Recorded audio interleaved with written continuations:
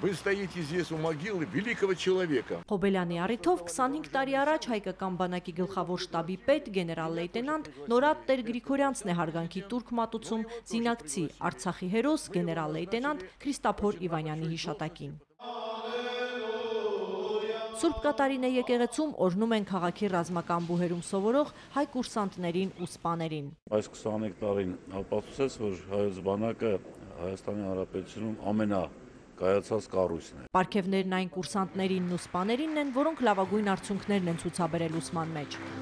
Սա արդեն ավելի մոտ Սփյուռքում է Թբիլիսի Սուրբ Գևորգ եկեղեցին է։ Այստեղ տաճարի բակում են ամփոփված հայազգի նշանավոր զորավարներ Միքայել Լորիս Մելիքովը, Արզաստեր Ղուկասյանը, որոնք դեռ 19-րդ դարում էին ազատագրում հայկական բնակավայրերը։ Արցախյան գոյամարտում էլ քիչ չեն եղել վիրահայ կամավորները, որոնց եռանդն այսօր էլ չի նվազել։ Միշտ պատրաստ ենք, պաշտպանենք, կանգնենք մեր հայ զինվորի կողքին։ Վրաստանում Հայաստանի դեսպանատան ընդունելությանը ներկա վրացի պաշտոնյաների ու զինվորականների մաղթանքը նույնն է։ Խաղաղություն եմ մաղթում հայոց բանակին ու հայ ժողովրդին։ Եթե հակառակորդը կրկին փորձի իր բախտը,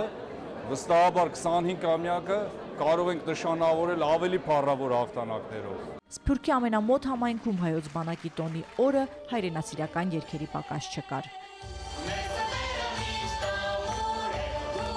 Զուզաննա Վարդերեսյան, Գոհար Մարտիրոսյան, Գիվի Փեյքրիշվիլի, օրակարգ Սանկտ Պետերբուրգ, Թբիլիսի, Երևան։